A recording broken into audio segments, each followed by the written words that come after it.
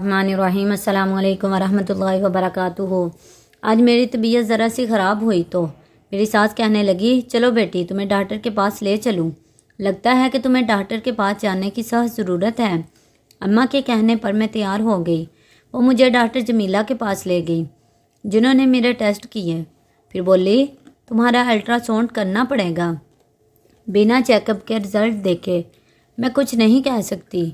थोड़ी देर बाद एक लड़की आई, इसने मुझे लटाकर मेरा अल्ट्रासाउंड किया और फिर मुझे वापस भेज दिया।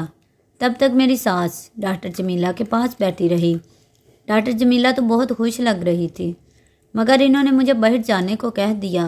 कहने लगी, तुम्हारी पर्ची बना रही हूँ, बाहर जाकर बैठो। सास मेरी अंदर ही रह गई। शायद वो मोहतरम थी, इसलिए इन्हें बाहर ना भेजा। काफ़ी देर इंतज़ार करती रही। फिर सास ने मुझे अंदर बुलाया। मैं गई तो डॉक्टर का चेहरा उतरा हुआ था। मिस माहम, क्या बचपन में आपको कोई चोट वगैरह लगी थी? नहीं डॉक्टर साहब। ऐसा क्यों कह रही हैं आप? इसलिए कि आपके लिए एक बुरी खबर है। वो क्या? मैंने पूछा। वो ये कि आप कभी माँ नहीं बन सकती। आप में बच्चा पैदा करने की सलाहियत नहीं है।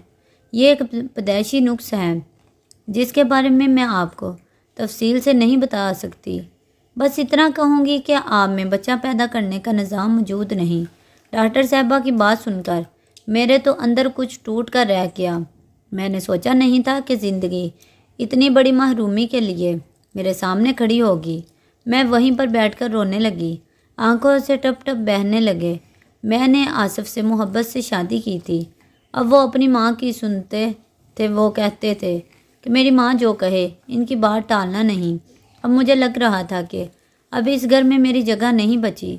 जब औलाद ही पैदा नहीं कर सकती तो फिर मुझ जैसी औरत का आसिफ की ज़िंदगी में क्या काम। इनकी माँ को तो बच्चों से मोहब्बत थी। मैं वहीं बैठे रोने लगी। दिल चाह रहा था कि ज़मीन फट जाए और मैं इसमें समा जाऊँ, या आँख हमेशा के लिए बंद हो जाए। रो रो कर मेरा बुरा हाल हो गया था। सास ने तसल्ली दी, बेटी फ़िक्र क्यों करती हो, मैं तुम्हारे शोहर को कुछ नहीं बताऊंगी। सास के इस रवैये पर मैं हैरान रह गई। वैसे तो वो बहुत करहत औरत थी, मगर आज इनका रवैया हमदर्दाना। फिर कुछ वक्फे के बाद बोली, बेटी अगर तुम कहो मैं तुम्हें रशीदा बेगम के पास ले जाऊं। जानती हो रशीदा के पास जितने भी 5 लोग आते हैं, इनके साथ कोई ना कोई मसला होता है। बच्चे पैदा ना कर सके या फिर बच्चे मरे हुए पैदा हों, रशीदा की दवाई से सब ठीक हो जाता है। वो सिर्फ 7 गोलियां देती है बेटी, और इसके बाद मानो तुम्हारे घर में खुशखबरी पक्की। ये डॉक्टर लोग तो झूठ बोलते हैं, इनको तो बस अपना पैसा कमाना है। इस डॉक्टरनी ने का ख्याल होगा मैं तुम्हारा महंगा इलाज करवाऊंगी, तभी ये ऐसी बातें कर रही है। मगर तू फिक्र ना कर, मैं तुझे रशीदा के पास ले जाऊंगी। इसकी गोली खाकर तो एक नहीं कई बच्चे पैदा करेगी। सास की बात सुनकर मैं खुशी से खिल उठी। बताया कि बेटी रहीला को भी इन्हीं के पास लेकर गई थी। रशीदा बेगम की 7 गोलियां खाने के बाद वो इसी महीने हामला हो गई थी। मेरे दिल में उम्मीद की किरण जाग उठी। शाम को अम्मा ने कहा कि मेरे साथ रशीदा बेगम के साथ चलना। मैं बेचैनी से शाम का इंतज़ार कर रही थी। शाम हुई तो सास ने मुझे चादर ओढ़ने का कहा। हम लोग दोनों रशीदा बेगम के आस्ताना नुमा मकाम पर पहुँचे। रशीदा बेगम के पास वाकई कई औरतें बैठी थीं। इन औरतों में से 4-5 के साथ मैंने बात की तो पता चला कि वो भी रशीदा बेगम की 7 गोलियों से ठीक हुई हैं, और यह कि इनके बच्चे भी पैदा हुए।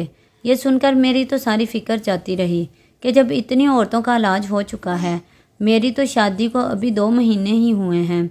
बहरहाल रशीदा बेगम के पास गई तो इन्होंने शफकत से मुझे दम और दरूद किया और फिर 7 गोलियां मुझे देकर बोली, बेटी ये गोलियां पाबंदी से खा लेना, इनमें से एक भी छूटने ना पाए, और हाँ साथ में जो दुआएं बता रही हूँ वो लाजमी पढ़ना।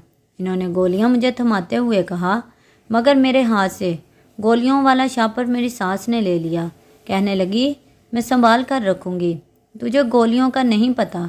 ये एक हसास चीज़ है जिसकी हिफाजत मैं खुद करूँगी।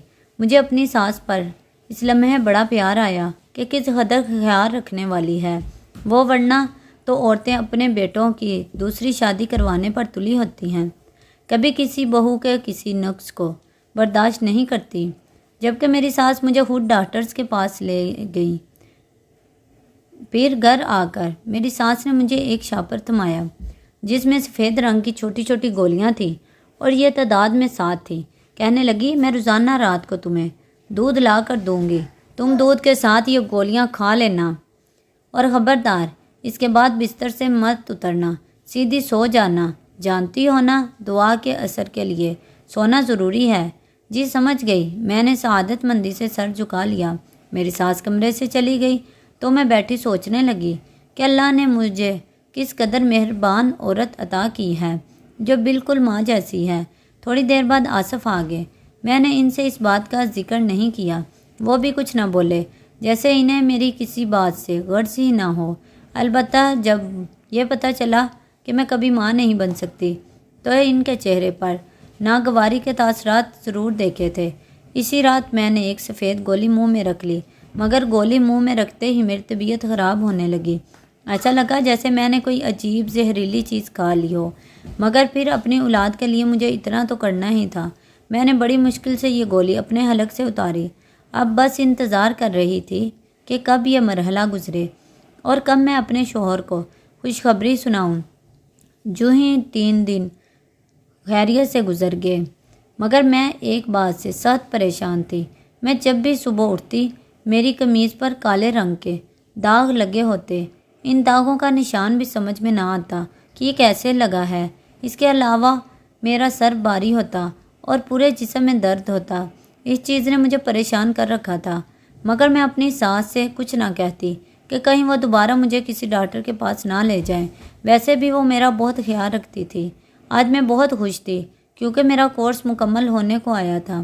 میرے پاس اب صرف آخری گولی رہ گئی تھی۔ میں رات ہوئی تو سوچنے لگی کہ آج آخری گولی کھا کر سو جاؤں گی، اس کے بعد شاید جلد ہی مجھے خوشخبری سننے کو ملے۔ اسی خوشی میں گولی میرے ہاتھ سے گر گئی۔ رات کا وقت تھا، کمرے میں ہلکا ہلکا اندھیرا تھا۔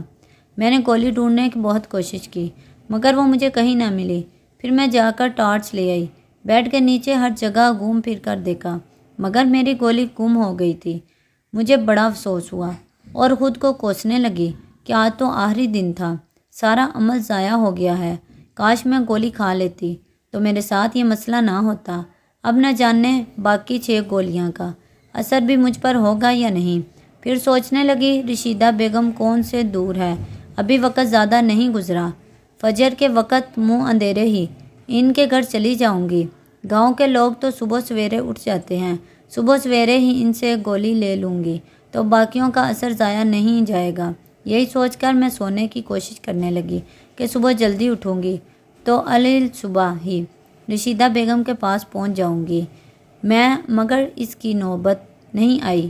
ابھی مجھے لیٹے ہوئے 10 منٹ ہی گزرے تھے کہ میری ساس کمرے میں داخل ہوئی۔ میں بھی سوتی بن گئی کہ کہیں یہ نہ سمجھے کہ میں نے گولی نہیں کھائی، کیونکہ گولیوں کا اثر اکثر مجھے نیند آ جاتی تھی۔ میں سوچ رہی تھی کہ 1-2 بار مجھے دیکھنے کے بعد ساس میرے کمرے سے چلی جائے گی، مگر ایسا نہیں ہوا۔ وہ میرے کمرے میں رکی رہی۔ میں آنکھیں کھول کر دیکھ بھی نہیں سکتی تھی کہ وہ کیوں رکی ہیں۔ تھوڑی دیر گزری تھی کہ ایک جانی پہچانی سی خوشبو میرے ناک کی نتھوں سے ٹکرائی۔ یہ خوشبو اگربتیوں کی تھی جو شاید میری ساس نے اپنے ہاتھ میں لے رکھی تھی۔ میں اب بھی سوتی بنی رہی کہ کہیں انہیں شک نہ ہو جائے کہ میں نے گولی نہیں کھائی، لیکن جب انہوں نے ان اگربتیوں کی راکھ میرے سر پر اور میرے پیٹ پر گرائی تو مجھ سے رہا نہیں گیا۔ گرم گرم راکھ جب میرے کپڑوں پر پڑی تو مجھے خوف سا محسوس ہوا۔ میں ایک زوردار چیخ مار کر اٹھ بیٹھی۔ مجھے لگ رہا تھا جیسے میں کوئی ڈراؤنا خواب دیکھ رہی ہوں۔ اپنے سامنے اپنی ساس کو دیکھ کر میرا تو جیسے دل ہی اچھل کر حلق میں آ گیا۔ انہوں نے کالے رنگ کا لباس پہن رکھا تھا اور ماتھے پر لال رنگ کا ٹیکا تھا، جسے دیکھتے ہی میری روح فنا ہو گئی۔ لگتا تھا کہ وہ کوئی ہندو جادوگرنی ہیں جو اپنے عمل میں مصروف ہیں۔ مجھے اٹھ کر چیختا چلاتا دیکھ کر گھبرا گئی، بولی خاموش ہو کر لیٹ جاؤ، ابھی مجھ سے سوال و جواب مت کر۔ انہوں نے مجھے سختی سے حکم دیا کہ میں لیٹ جاؤں، مگر میں یوں ہی کیسے لیٹ جاتی؟ مجھے عجیب سی محسوس ہو رہا تھا۔ ان کے اس عمل سے مجھے الجھن ہو رہی تھی۔ कमरे में पहली बदबू से मेरा दम घुट रहा था। इससे पहले कि मैं मज़ीद चीखती चलाती, मेरी सास ने मेरे मुंह पर हाथ रखा और मुझे घसीटती हुई पीछे वाले कमरे में ले गई। यह कमरा घर की अगबी तरफ बना हुआ था। इसमें कोई आता जाता नहीं था। एक इंतहाई अंधेरा सा कमरा था जिसे देखकर मैं वैसे भी डर जाती थी। इन्होंने मुझे यहाँ बंद कर दिया। मेरे मुंह में कपड़ा ड्रोंस कर बाहर से ताला लगाकर चली गई। ये देखकर मेरा बुरा हाल हो गया। मेरी आंखों से आंसू बहने लगे। सोचने लगी, मुझे यहाँ क्यों बंद कर दिया। रोती चीखती चलाती रही, मगर किसी ने मेरी आवाज़ ना सुनी। मैं तो जानती थी यहाँ मेरी आवाज़ सुनने वाला कोई नहीं, क्योंकि ये कमरा घर की पिछली जानिब वाक़या था। मैं अपने शौहर आसिफ को कोसने लगी, जिसने मेरा ख्याल नहीं किया, मुझे पूछने तक नहीं आया। मैं इसका इंतज़ार दिन भर करती रही, मगर इसने मुझे पलट कर नहीं देखा। लग रहा था जैसे इस अमल में वो भी अपनी माँ के साथ शामिल है और यह कि इसे मेरी कोई परवाह नहीं। इसी इंतज़ार में थी कि तकरीबन शाम के 4 बजे आसिफ ने अपनी शक्ल दिखाई। कहने लगा, तुम यहाँ पर हो, मैं जानता हूँ, मगर तुम्हें सब्र से काम लेना होगा। इसके पीछे छुपी हिकमत तुम नहीं समझ सकती। मैं इसे देखते ही फट पड़ी। ये कौन सी हिकमत है? तुम पागल तो नहीं होगे? तुम्हारी माँ ने अजीबो गरीब अमल करने के बाद मुझे यहाँ बंद कर दिया, जबकि तुम जानते हो मैं तुम्हारे बच्चे की माँ बनने वाली थी। मैं जानता हूँ, तुम्हारी डॉक्टरी रिपोर्ट्स देख चुका हूँ। तुम्हारी माँ बनने का इसी दिन पता चल गया था जब तुम डॉक्टर जमीला के पास गई थी। अच्छा, वाकई ही तो फिर तुमने मुझे बताया क्यों नहीं? तुम्हारी माँ ने मुझसे ये बात क्यों छुपाई और मुझे बांझपन की गोलियाँ क्यों दी? बताता हूँ, सब बताता हूँ। आसिफ ने हाथ के इशारे से मुझे बैठने का कहा। मजबूरन मैं बैठ गई। इसके सिवा और कोई चारा नहीं था कि मैं इनकी बात सुन लूँ, मगर मेरे दिल पर खौफ सवार था। मैं इनके पाँव पड़ गई। खुदा के लिए आसिफ, मुझे यहाँ से निकालो। इसके बाद तुम जो मर्ज़ी कर लेना। यहाँ मेरा दम घुट रहा है। घबराओ नहीं, मैं तुम्हारे साथ हूँ। आसिफ ने मुझे तसल्ली दी। अच्छा सुनो, आसिफ ने मुझे राजदाराना अंदाज में कहा, मेरी अम्मा को तो तुम जानती हो, वो कितनी मजहबी खातून हैं। औरतें इनसे दम करवाने आती हैं और वो सभी का मुफ्त इलाज करती हैं। शायद तुम इस बात को नहीं जानती, क्योंकि अम्मा ने आजकल ये सरगर्मियाँ ज़रा कम की हुई हैं, मगर मैं अम्मा को अच्छी तरह जानता हूँ। वो लोगों की मदद करती हैं, ख़ासकर बांझ औरतों की। वो चाहती हैं कि कोई औरत इनके दर से खाली ना जाए। जैसे रशीदा बेगम है ना, वैसा ही बनना चाहती हैं, और इसके लिए इनको एक अमल करने की ज़रूरत है। इन्होंने जब मेरी शादी तुमसे करवाई तो मुझसे वादा लिया था कि मैं अपनी मर्ज़ी से शादी तो कर रहा हूँ, मगर शादी के बाद इन्हें तुम पर इस अमल की इजाज़त दूँ। बस इसी वजह से मैं इनसे बात नहीं कर सकता, क्योंकि इन्होंने मेरी बात मानी थी। तुम्हें मुझसे ब्याह कर मेरी दिली आरज़ू पूरी की, मगर अब मुझे भी तो इनकी बात मानना है ना। वो अगर ये अमल कर रही हैं तो इन्हें कह दो, इससे शायद तुम्हारे बच्चे को भी कोई नुकसान पहुँचे। मगर मैं जानता हूँ कि अम्मा की नीयत बुरी नहीं है, वो बाकी औरतों की मदद करना चाहती हैं। अपने शौहर की ये राम कहानी सुनकर मैं चिल्ला उठी, तुम पागल तो नहीं होगे? आसिफ, मर्द बनो। तुम्हारी अकल को हो क्या गया है? क्या अल्लाह की किताब को इन फसूरदा अवामल की ज़रूरत है? हरगिज़ नहीं। तुम्हारी माँ सरासर जाहलियत में पड़ी है। इनको ये तक नहीं पता कि एक औरत के साथ झूठ बोलकर इन्होंने कितना बड़ा गुनाह किया है। अरे वो क्या लोगों की मदद करेंगी? वो तो अपने ही बेटे की नस्ल ख़त्म करने पर तुली हैं। अगर मैं बाँझ नहीं थी तो मुझे वो ख़तरनाक गोलियां खिलाने की क्या ज़रूरत थी? और तुम कैसे बाप हो? तुम्हें अपनी औलाद की भी फ़िक्र नहीं? क्या ये बच्चा चला जाएगा तो तुम्हें कोई दुख नहीं होगा? नहीं, आसिफ ने इत्मीनान से कहा, मुझे दुख नहीं होगा। अल्लाह ने एक दिया है तो अल्लाह और भी देगा। तुम सब्र करो। वैसे भी तुम्हारा तो अभी पहला महीना है। कौन सा ये बच्चा इस दुनिया में आ गया है? आसिफ, मैं कोई बात नहीं जानती। बच्चा दुनिया में नहीं आया तो इसका ये मतलब नहीं कि तुम इसे अपने हाथों से कत्ल कर दो। कम अज़ कम तुम्हें ये बात समझनी चाहिए कि तुम्हारी माँ जो कर रही है वो सरासर गलत है। मैं अपने बच्चे को किसी को हाथ भी नहीं लगाने दूंगी। तुमने जो करना है कर लो। तुम्हारी माँ के हाथों कुर्बानी का बकरा नहीं बनूंगी। मैंने गुस्से से कहा। आसिफ ने मुझे वहीं बंद किया और वो भी चला गया। بے وفا کی اس حرکت پر میں تو حیران رہ گئی۔ سوچا نہیں تھا کہ وہ اس قدر سنگ دل ہوگا۔ 2-3 گھنٹوں بعد دوبارہ آیا تو پھر مجھے وہی بات سمجھانے لگا۔ بولا اماں کو عمل کرنے دو، وہ سب لوگوں کی بھلائی کے لیے کر رہی ہیں، اس کے بعد تم جو چاہو وہ کرنا، تمہاری ہر بات مانوں گا، لیکن خدا کے لیے مجھے اماں کے سامنے شرمندہ مت کرو۔ آصف نے میرے آگے ہاتھ جوڑ دیے۔ مگر اولاد کی محبت عورت کے لیے سب سے بڑھ کر ہوتی ہے۔ نہیں آصف، تم جو مرضی کہو، میں اولاد کا گلا نہیں گھونٹ سکتی۔ اپنی ماں سے کہہ دو کہ جب تک میں زندہ ہوں اسے یہ عمل نہیں کرنے دوں گی۔ میں غصے میں داڑھی۔ آصف پتھر بنا مجھے دیکھنے لگا، جیسے اسے یقین نہ آ رہا ہو کہ میں اپنی اولاد سے کتنی محبت کرتی ہوں۔ اس کے چہرے پر ندامت نظر آ رہی تھی، جس سے صاف ظاہر ہوتا تھا کہ وہ شرمندہ ہے، مگر اپنی ماں سے مجبور بھی ہے۔ وہ اسی وقت اپنے کمرے سے اٹھا اور باہر چلا گیا۔ مجھے سانس کے چیخنے کی آوازیں آئیں۔ پھر وہ بھاگا ہوا میرے کمرے کی طرف آیا۔ جاؤ، نکل جاؤ اس گھر سے، جتنی دور جا سکتی ہو چلی جاؤ، ورنہ اماں تمہاری جان لے لیں گی۔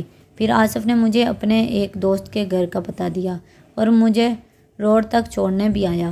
بولا کچھ دن یہاں رہو، میں خود تمہیں یہاں سے لینے آؤں گا۔ اماں پر جنون طاری ہو چکا ہے، وہ تمہیں نہیں بخشیں گی۔ آصف کی بات درست تھی۔ فجر کے وقت میں اپنا مختصر سا سامان لے کر اپنی ساس کے گھر سے چلی گئی۔ میں دل ہی دل میں دعائیں کر رہی تھی کہ جہاں جا رہی ہوں ان لوگوں کا رویہ میرے ساتھ اچھا رہے۔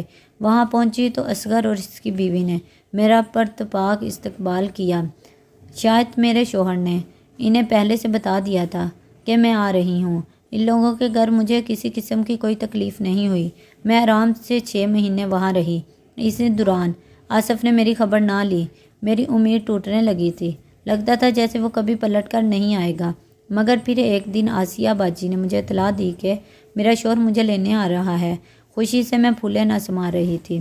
میرا آخری مہینہ چل رہا تھا۔ ان دنوں عورت کو شوہر کی ضرورت ہوتی ہے۔ وہ اس سے اپنے دکھ سکھ کہتی ہے، اپنی تکلیف کا ساتھی بناتی ہے۔ آصف آئے تو ان کے چہرے پر پریشانی تھی۔ برسوں کے بیمار اور لاغر لگ رہے تھے۔ آتے ہی میرے آگے ہاتھ جوڑ دیے۔ مجھے معاف کر دو، خدا کے لیے میری ماں کو بھی معاف کر دو۔ آصف تقریباً رونے کو آئے تھے۔ آصف کیا ہوا ہے؟ آپ یوں کیوں رو رہے ہیں؟ تب آصف نے مجھے بتایا کہ اماں کو ان کے کیے کی سزا مل گئی۔ ان کے ساتھ جو حادثہ ہوا اس سے ان کے حواس بگڑ گئے۔ وہ اپنا ذہنی توازن کھو چکی ہیں اور اب عجیب و غریب باتیں کرتی ہیں۔ لوگ انہیں دیکھ دیکھ کر ہنستے ہیں اور وہ زندگی موت کی کشمکش میں ہیں۔ آصف کی بات نے مجھے پریشان کر دیا۔ اپنے شوہر کی باتیں سن کر میں نے اپنی ساس کو معاف کر دیا۔ بے شک معاف کرنے میں ہی عظمت ہے۔ زندگی کے آخری دنوں میں نے ان کی بھرپور خدمت کی۔ وہ مجھ سے بار بار معافی مانگتی، مگر انہوں نے نہ جانے کس کس کا دل دکھایا تھا کہ ان کی موت انتہائی تکلیف دہ ہوئی۔ علم نزاع میں ان کی جان جیسے کسی کانٹے میں اٹکی ہوئی تھی۔ یہ حالت دیکھ کر مجھے بھی عبرت ہوئی۔ میں نے دل میں پکا ارادہ کر لیا کہ میں کبھی زندگی میں بھول کر بھی کسی انسان کا دل نہیں دکھاؤں گی اور نہ ہی کوئی شرکیہ عمل کروں گی، چاہے زندگی میں مایوسی کے بادل چھائے ہوں، مگر میں کبھی اللہ تعالیٰ سے لگانا نہیں چھوڑوں گی۔ اگر آپ کو ہماری ویڈیو اچھی لگی ہے تو لائک اور سبسکرائب ضرور کریں۔ شکریہ۔